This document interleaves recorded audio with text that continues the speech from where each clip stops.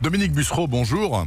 Bonjour Bernard Poirette. Vous étiez pour le 80 à l'heure sur le réseau secondaire quand il a été mis en place l'an dernier. Donc j'imagine que vous êtes déçu, Dominique Bussereau, de la reculade du Premier ministre, non ? Non, ce n'était pas une mauvaise mesure, mais elle a souffert de sa mise en application. C'est-à-dire qu'elle a été annoncée sans aucune concertation. Je l'ai dit d'ailleurs dès le lendemain à Édouard Philippe, au Premier ministre, que si il avait fait la même chose, mais en disant dans chaque département, ce qui va peut-être se passer maintenant, on se met autour d'une table, le préfet, le colonel de gendarmerie, le colonel des pompiers, le directeur de la police, les ingénieurs des routes, etc.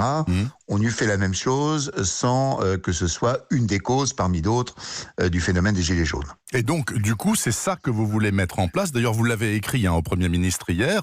Vous voulez que désormais, dans votre département et tous les autres, il y ait une concertation sur à quelle vitesse on roule selon les tronçons. C'est bien ça ? Si vous voulez, il faut prendre de bonnes décisions. Vous savez, dans une ville, déjà, vous avez des zones à 50, ce qui est la vitesse classique. Vous avez des zones à 30. Oui.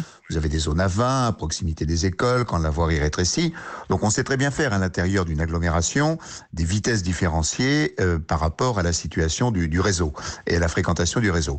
Donc, on peut faire la même chose sur un réseau départemental. Je vous prends l'exemple de mon département, la Charente-Maritime. Il y a 130 km de route nationale, 6000 km de route départementale. On peut très bien voir les axes où on peut remettre le 90, ceux où on maintiendra le 80, et même dans des zones dangereuses. Moi, j'ai chez moi beaucoup de traversées de gibier, des forêts, des routes au bord de l'eau, des viaducs maritimes, où on descendra la vitesse à 70 km/h.